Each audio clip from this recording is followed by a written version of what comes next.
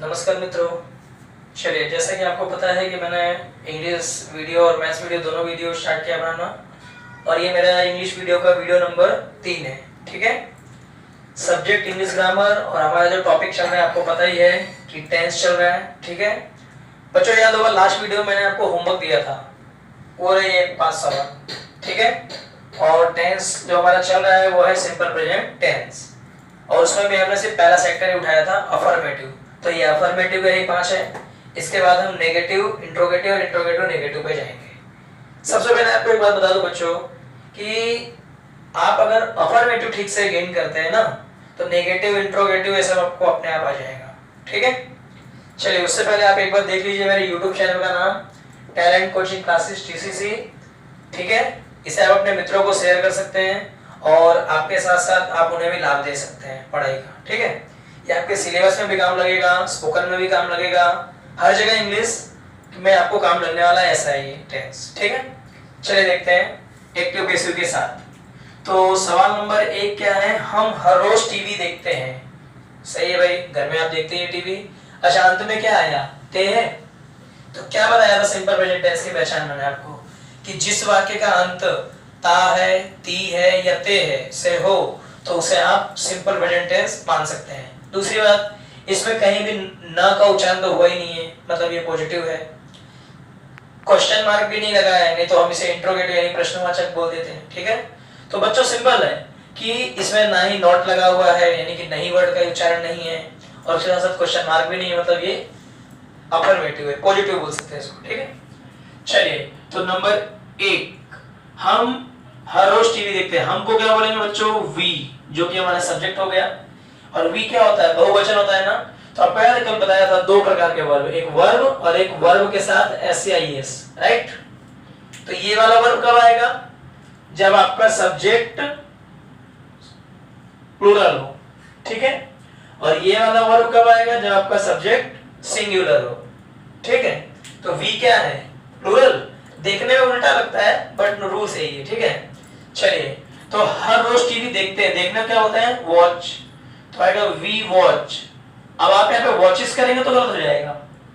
ठीक है, हाँ ही होता तो वॉचेस हो जाता, बट वी है तो वॉच ही रखना पड़ेगा। ठीक है, वी वॉच क्या देखते हैं? टीवी। तो बच्चों जो हम देखते हैं वो हमारे लिए ऑब्जेक्ट है। तो वी वॉच टीवी। हर रोज को आप एवरीडे बोल दो, डेली बोल दो, इट्स योर चॉइस। चलिए मैं यहाँ पर एवरीडे लिखता हूँ, क्योंकि टीवी देखना एक आदत है और उसके लिए हम एवरीडे दिखाएंगे। ठीक है, यानी वी वॉच टीवी एवरीडे, हम हर रोज टीवी देखते हैं। तो सब्जेक्ट से शुरुआत है और यहाँ पे फुल स्टॉप से अंत है, मतलब आप इसे एक्टिव में मान सकते हैं। चलिए इसका पैसिव वर्जन क्या होगा? तो पैसिव की शुरुआत बच्चों किससे होती है? ऑब्जेक्ट से, और शुरुआत किससे होगी? ऑब्जेक्ट। ऑब्जेक्ट कौन है? टीवी। चलिए टीवी क्या है? एक वचन है। तो आपको याद है पैसिव मैंने इज, एम या आर इस तरीके से 3 वर्ड दिए थे। तो आपको क्या लेना होगा? इज। क्यों ऐसा? क्योंकि टीवी यहाँ पे सिंगुलर है। ठीक है, ऑब्जेक्ट। तो टीवी इज।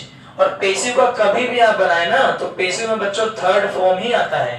लास्ट 2 वीडियो में इसको मैं समझा चुका आपको, आप रिवीजन करते रहिए। ठीक है, और ये third form, first form, second form क्या है, इसके लिए मैंने आपको तरीका बताया कि आपके पास अगर कोई जूनी बुक है या इंटरनेट का उपयोग करते हैं बच्चे आप, तो आप डेली 20 वर्ड सर्च मारिए वोकैबुलरी से, आपको मिल जाएंगे और आपका इंग्लिश अच्छा हो जाएगा। ठीक है, चलिए तो टीवी इज। अब वॉच फर्स्ट फॉर्म है, थर्ड फॉर्म क्या होगा?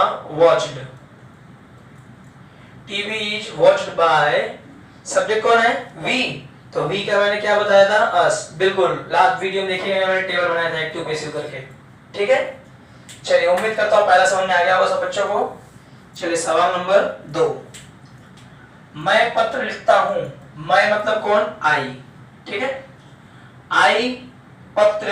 अब यार देखिए ता आ गया, ता ती ते, मतलब सिंपल प्रेजेंट टेंस हुआ। यानी आई के बाद आपको क्या लेना पड़ेगा? कोई ना कोई वर्ब लेना, हेल्पिंग वर्ब लेना पड़ेगा या वर्ब लेना पड़ेगा। ठीक है, आई को बहुवचन मान के चलना पड़ता है हमें। तो आई के साथ जो वर्ब आएगा उसमें आप बोलेंगे राइट, राइट्स नहीं आएगा। ठीक है, आई राइट अ लेटर। मैं पत्र लिखता हूं, ये क्या हुआ बच्चों? एक्टिव। अब एक्टिव से क्या बन जाएगा? पैसिव। पैसिव यानी हमें कहा जाएगा कि भाई मैं पत्र लिखता हूं, तो अगर यहाँ पे ऑब्जेक्ट ढूंढना तो हम क्या बोलेंगे कि भाई आप क्या लिखते हो, तो आंसर बैठता है पत्र। तो क्या के शाब्दिक अर्थ में जो वर्ड छुप रहा है हमारा वो आपके लिए ऑब्जेक्ट है, ठीक है। तो यहाँ पे ले लीजिए और लेटर, अब एक वचन है तो क्या आएगा इज, ठीक है। एनी ऑब्जेक्ट हेल्पिंग वर्ब, अब आएगा वर्ब का थर्ड फॉर्म। तो राइट फर्स्ट है, थर्ड फॉर्म क्या हो जाएगा रिटन, ठीक है।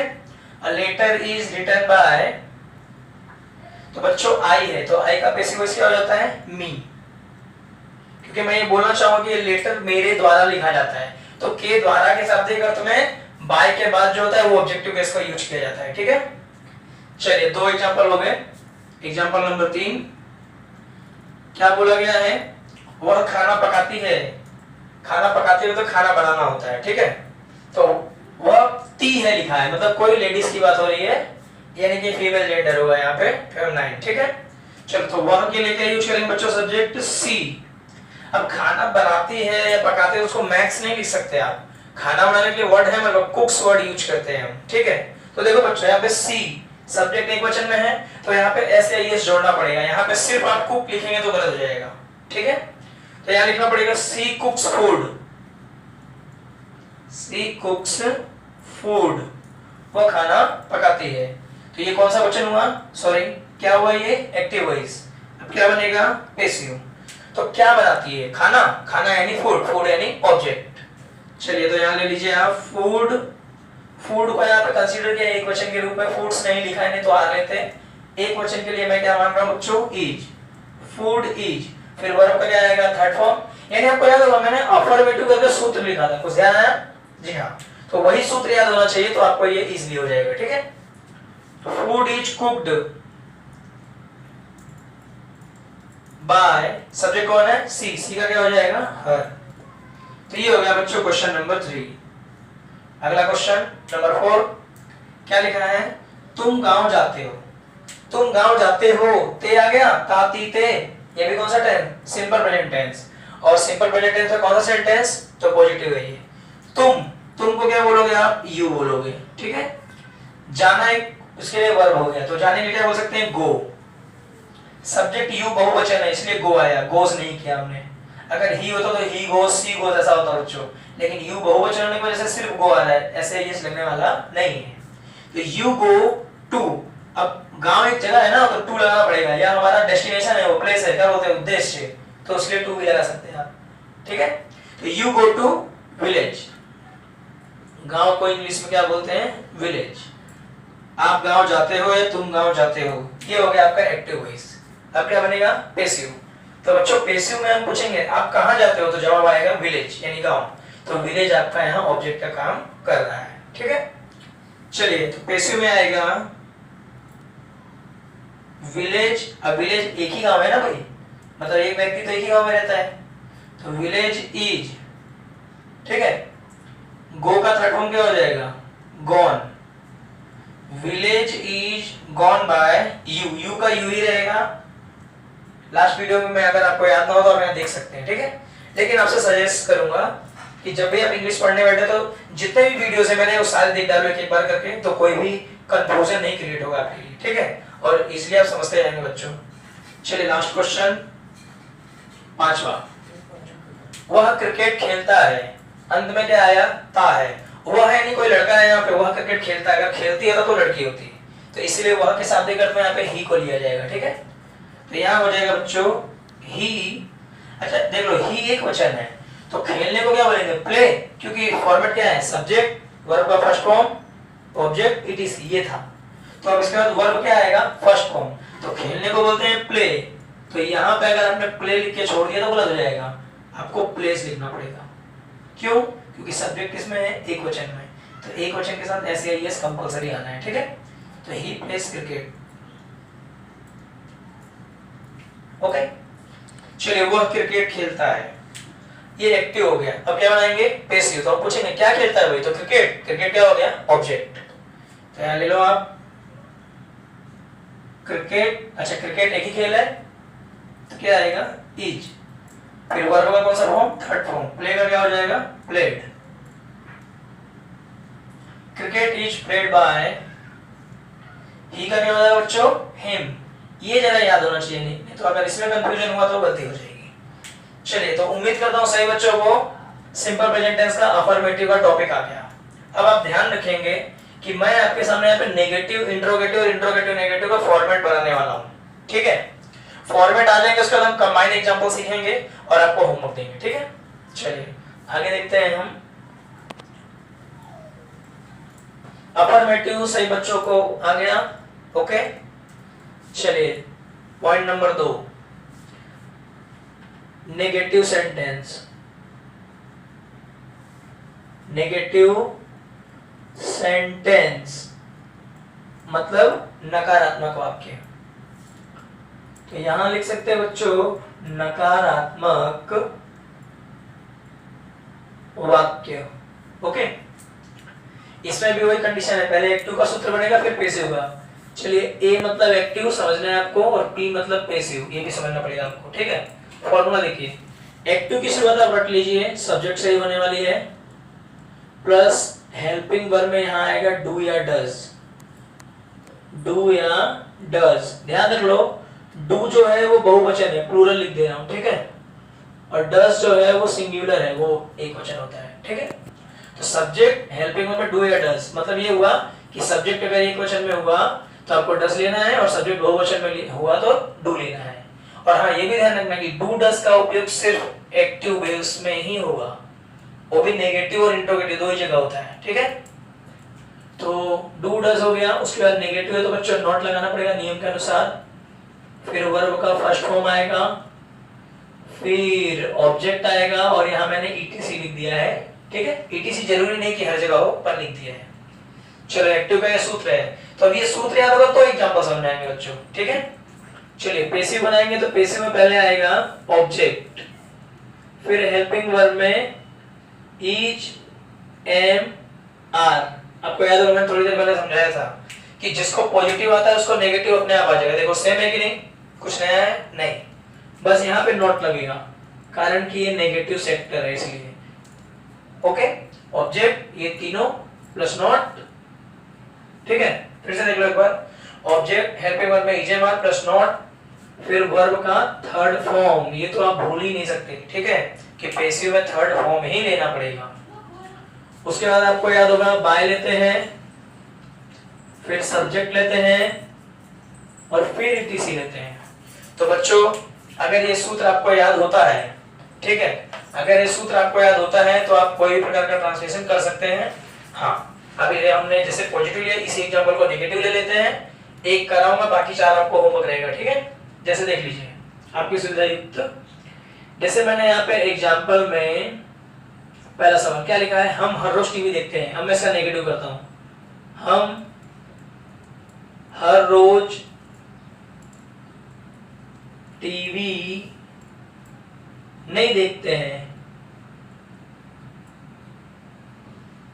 चलो सबसे पहले ते आ गया, ताती ते आया तो पहचान मालूम पड़ गई, हाँ ये सिंपल ही वाक्य है, सिंपल प्रेजेंट टेंस है। अच्छा नहीं आ गया इसमें तो क्या हो गया, नेगेटिव। नहीं नहीं था तो क्या था, पॉजिटिव, सीधी बात। चलिए अब इसका पहले होगा एक्टिव, फिर होगा पेसिव। हमको क्या बोलते हैं, वी।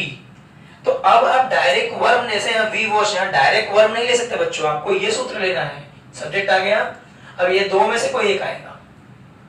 तो वी क्या है, बहुवचन है, तो बहुवचन के लिए क्या आएगा, डू आएगा, ठीक है। तो आएगा वी डू नॉट, फिर फर्स्ट फॉर्म। तो देख लो यहाँ पे क्या बोलेंगे, वॉच। अंतर समझ में आ रहा है आपको क्या है, कि अगर ये फॉर्मूला याद होगा तो ट्रांसलेशन आएगा, ठीक है। तो वी डू नॉट वॉच, क्या नहीं वॉच करते हैं हम, टीवी। तो ऑब्जेक्ट देख लीजिए, नॉट के बाद फर्स्ट फॉर्म आ गया, अब ऑब्जेक्ट में आ गया। ऑब्जेक्ट क्या है, टीवी, और ईटीसी में मान लो हमने एवरीडे यूज किया है तो लिख देंगे एवरीडे। चलिए कोई तकलीफ नहीं। तो आपने देखा कि ये पॉजिटिव में क्या बनेगा, वी वॉच टीवी एवरीडे, लेकिन नेगेटिव बनाएंगे तो we do not watch TV everyday. Do क्यों आया, क्योंकि ये प्रोसेस है नेगेटिव का, और उसे आप बदल नहीं सकते, ठीक है बच्चों। चलिए अब पेसिव वॉइस बनाते हैं। तो पेसिव में पहले क्या आएगा, देख लो ऑब्जेक्ट है, तो ऑब्जेक्ट कौन है, कहाँ है, टीवी। तो ले लो टीवी फिर तीनों में से एक, तो कौन आएगा? ईज आएगा। ईज क्यों आएगा मालूम है? क्योंकि एक क्वेश्चन में टीवी, टीवी ईज। फिर क्या आएगा? नॉट, नेगेटिव एच लिए। मतलब पेसिव में ज्यादा फर्क नहीं पड़ता है, एक्टिव में ज्यादा ध्यान देना पड़ता है, ठीक है। TV is not a watched का थर्ड फॉर्म वॉच्ड ही लिखना है आपको, जैसे कि इसमें लिखा है आपने, TV is not watched bye, चलो सब्जेक्ट कौन है बोलो? वी, तो वी का क्या हो जाएगा? अस। और एवरी डे, तो उम्मीद करता हूं सही बच्चों को नेगेटिव समझ में आ गया होगा। चलिए बच्चों, ये जो बाकी के 4 एग्जांपल है ना, होमवर्क, ठीक है, करना है सबको, इसी फॉर्मेट के अनुसार करना है, आ जाएगा?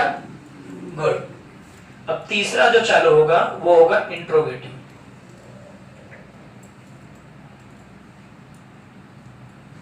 एस मतलब सेंटेंस, जगह कम है इसलिए एस लिख दिया। अब समझ जाइए, हिंदी क्या होगा?